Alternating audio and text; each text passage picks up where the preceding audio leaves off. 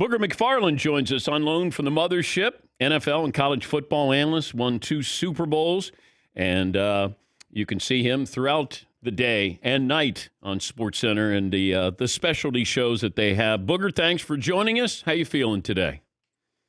Doing good, DP, man. How you doing, buddy? Doing okay. I was curious when you watch these games, do you watch from a defensive lineman's perspective, since that's the position you played? Usually I start there, and what they do is very noticeable, especially when you have a premier player there like an Aaron Donald or Fletcher Cox or Ndamukong Suh, somebody like that. That'll catch my eye initially. But if you're going to really follow the game and learn the game and study the game, you kind of have to morph out and look at the other parts of the play. Tom Brady said that it's rare when he gets a roughing the passer call.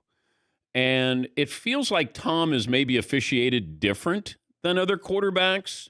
Did you ever feel that way, that you could do certain things with one quarterback, but you couldn't get away with that with somebody else? Yeah, that's life. I mean, it's just that's kind of how, DP, that's how it goes in life, man. Like, we all aren't afforded the same luxuries based on who we are and our relationships and who we know. And, if our name is a little bit bigger and a little bit more stature, then we can get away with other things. Football is just a microcosm of life. Like, that's no different than what we deal with every day. So, yeah. Is Brady treated differently? Yeah, well, listen, and he should be. Like, if you really just look at it, he's earned the right to get the benefit of the doubt. Like, when you've played in this game for a long time and you got pellets on the wall, you've earned the right to get the benefit of the doubt. And so he is, and I have really no problem with it. Yeah, but I always wondered about this, that Michael Jordan would get all the calls. Well, Michael Jordan didn't need all the calls, but for some reason, the best players get the calls. It's the guys who are the marginal players that need a call, not the star power guy. I know we want to see the stars be stars, but I talked to a former player in the NBA, and he said if Michael Jordan went down the lane, somebody was going to get whistled for a foul, whether you fouled him or not. And he said there'd be time when I was called for a foul, didn't even touch Michael Jordan. He said, but he was Michael. That doesn't seem fair. It doesn't seem fair, but I think the reason it happens is that we're used to those great players doing great things. And if and when they do not do great things, then something must have happened. like these officials are only human also. And so if I'm sitting back there and Tom Brady just sailed the ball 5 yards over somebody's head, and I just happen to glance up and I look back down and Brady's on the ground and he gives me the hands up sign like, hey, did you see that? I'm probably going to give him the benefit of the doubt more cases than not. Let's look back on the teams that lost this last weekend. I asked this yesterday, the team that lost in the playoffs that has the best chance of advancing further next year. The Patriots won our poll question. I want to know if you agree with that they have the better chance of all these teams of going further next year. Well, if you're saying the Patriots, then obviously you believe in Mac Jones, which I do. I think he was really the steal of the draft to get a franchise quarterback with that much upside. I think he was drafted at 15. You must really believe in him, number one. Two, you must think that they're going to get a lot more athletic and a lot faster on defense. Because if you saw the difference between the Bills and the Patriots, the speed factor was a glaring difference. Wow. I don't know if they're going to do that, so I'm not going to say the Patriots. I would probably say the Cowboys, and everybody's going to say, well, are they changing coaches? Are they changing this? Are they changing that? They're probably not, based on the reports that have come out, but they're just so talented. And it's one of the reasons why they're the most disappointing team this season. Would you change coaches, though, Booger? No, I wouldn't, because at some point you have to have continuity to continue to climb the mountain. Changing coaches is not going to do anything but solve the moment. It doesn't solve the problem of the discipline of the players. And so, yeah, we can change coaches, and as fans and broadcasters and people who have shows, it gives us good fodder. But at the end of the day, does that make your team better? The problem with the Cowboys is not the coach. The problem is the coach, I don't think, is empowered to the level that a coach needs to be because of the owner, the GM, the family that owns the Cowboys. And so you run into that situation where you can change the coach and you can bring in this tough disciplinarian, Jimmy Johnson and that of the likes. But we saw how it ended with Jimmy Johnson, because Jimmy Johnson, the disciplinarian, the guy who runs the show, ultimately got a little bit more shine than the owner, and we all know he didn't like that. If Jerry Jones had hired a GM, a true GM, 20 years ago, finish that sentence. Then the Cowboys would probably have 2 to 3 more rings, and Jerry Jones would not be as popular as he is now. But I do think the value of the Cowboys franchise would be at the very minimal where it's at now. So this doesn't necessarily come down to how do I make my business better? Like I always look at NFL teams like businesses, like Chick-fil-A or Bank of America or some corporate company. How do we make them better? This isn't about that because the Cowboys are the preeminent franchise when it comes to value and worth and how we look at them. This is about one thing, Dan. This is about control.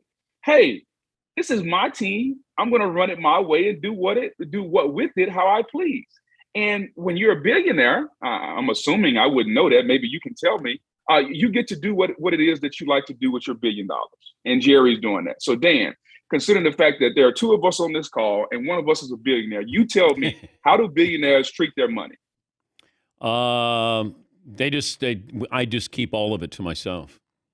Very, very cautious in what I do. But, but Jerry's ego, like he wants getting the credit is so important for him. Yeah. And as a result, he doesn't see what the bottom line could be. And that is we could be winning championships. And I know that they've done well in the draft. Micah Parsons fell to them. I don't know if they wanted him. I thought that he was the impactful player in the draft. They didn't want Dak Prescott. They wanted Connor Cook. Jerry wanted Johnny Manziel. Like there are these moments where they have benefited, but it's not by design. You're right. They've benefited. And, Jerry, ultimately, I think Steven has been good for Jerry because I think Steven has given him a little bit of balance. We all know who Jerry liked. And thankfully, Steven's there to say, hey, I know you like this guy. Quite frankly, you like everybody, but we can't draft them all. How's this going to make our team better? So I give Steven a lot of credit. I give Will McClay, I give him a lot of credit also, a guy in that personnel department who helps. But Jerry has to be reined in and told no. I'm sure Jeff Bezos has to be reined in and told no at some point. Like when you reach a certain level of monetary value and economic status, you have to have people in your life that are willing to say no, not just yes men. Yeah. And I think over the course of years, Steven has been developed, or he's developed to be that. I just think Jerry ultimately has the final say so. And until he relinquishes that part of the general manager hat, then I think the Cowboys are going to be in a position because as well as I know, a team that's the most penalized team in the league, that is a reflection of the coach. Well, that means you need a tougher coach. That means you need a coach that's going to emphasize because you are what you emphasize, no different in life. And so Mike McCarthy has to change personality-wise, but guess what? He's the exact personality that Jerry wants because he can. And I'm not saying that he's Jerry's telling Mike what to do and what to say at practice, but ultimately Jerry knows that Mike can kind of beat to the drum that he says beat to. Talking to Booger McFarland, ESPN NFL analyst. The most dangerous quarterback left in the playoffs is Josh Allen, and he's got to be because this team is so quarterback centric. They can't do anything offensively without the quarterback. You say, well, Booger, isn't that every team? I present to you the Tennessee Titans because if Derrick Henry shows up and they run the football the way they can run it, they really don't need Ryan Tannehill to do anything except, hey, remember we're wearing blue jerseys and every now and then throw it to the guy wearing the blue jersey. Let's take, for instance, the LA Rams. When they run the football the way they ran it the other night, Dan, against Arizona, Matthew Stafford was a secondary part of the game plan. So Josh Allen has to be the focus because he's going to run it 10 to 15 times this weekend, and he's probably going to throw it another 40 to 50 times. And then that might not be enough because the guy he's going against is arguably the most talented guy we've ever seen at the position in Patrick Mahomes. So, yeah, Josh Allen is that dude. You think Mahomes is more talented than Aaron Rodgers? Yes, I do, just because like Aaron is gifted and we've seen Aaron do it for a long time, but Mahomes is doing things. Maybe he's got he's got a flair for the dramatic a little bit with the no-look passes and some of this stuff. Like, he's a showman.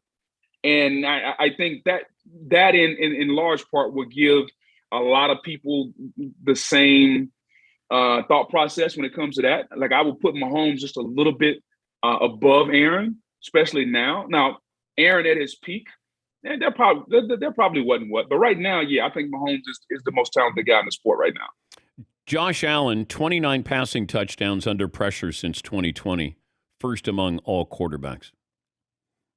Yeah. That's you know why? Why? Because he's 6'5", 245, and he knows even when pressure is coming, it doesn't affect him.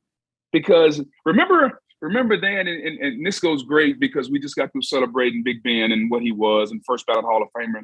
He's a modern day Big Ben that's as athletic as some of these running quarterbacks. Like, I guarantee you Josh Allen is probably a 4'6", 4'7" guy. Like, he can run. And so imagine Big Ben, as tough as he was to tackle in the pocket, but now when he breaks the pocket, he can run 4'5", 4'6", and get first downs. That's what Josh Allen is. So it doesn't surprise me because he's not afraid of pressure. He's not afraid of being hit. He's not afraid of being tackled. Most quarterbacks who are afraid of being hit wilt under pressure. That's why you always say blitz the quarterback. Look at Matthew Stafford. Matthew Stafford shrivels under pressure. We saw Kyler Murray Monday night. He shriveled under pressure. Tom Brady, if you blow on him, he'll fall down. Like, it doesn't. Those guys don't want to get hit. Josh Allen doesn't care. You never got Brady, did you? No, I never sacked Brady. I pressured him a few times. I knocked him upside the head. He felt me. He probably complained to Walt Anderson or somebody or Ed Hockley about me, but no, I never got him. In your last 5 career games, you had 4 sacks, including one in the Super Bowl on Rex Grossman. That was the only sack by a Colts player in the Super Bowl. That doesn't really count if you sacked Rex Grossman. Come on. What do you mean it doesn't count? It's on the statistic sheet. How are you going to take? I mean, technically it does. Technically. No. If you're going to take that sack away, then you sure as hell better take Michael Strahan's sack of Brett Favre away. Should T.J. Watt be the all-time single-season leader? I don't know. You tell me, since you're taking sacks away this morning. Evidently, Meat Friday's not coming soon enough for you. Look, if you were in studio, I wouldn't be saying this. I'm sure you won't. No, T.J. Watt should be the all-time sack leader. Regardless of how Michael Strahan got it, you got to give him credit for it, and we can think of it what we may, which I think a lot of us think it was given to him. He still got it, and there's nothing wrong with that. So T.J. Watt had several opportunities, and I'm sure if you go back, we used to do this thing called, at the end of every year, our D-line coach used to make a reel, and he called it Close But No Cigar, which is every sack that we should have had, could have had, but we didn't get. And I guarantee you when T.J. Watt goes back and looks at his Close But No Cigar reel, he's going to see another 10 sacks. Booger, great to talk to you as always. Have fun this weekend with the games, and thanks for joining us. DP, anytime, always. And I see Al Michaels over your right shoulder with a nice little signed picture. At some point, my goal is I'm going to send you a picture, and hopefully I achieve a level of status where you can put my picture in the studio at some point. You know what? I'm looking at the video. Rex Grossman's falling down. You're not even really sacking him. I mean, you just kind of fell on him, Booger. Come on.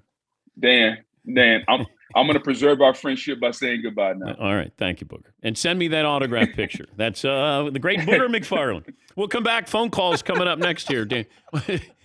He's going to beat one of us up. Yeah. I know. Yeah, he's not going to hear you. Well, he's got to go through you guys to get to me. That'll be no problem. I know.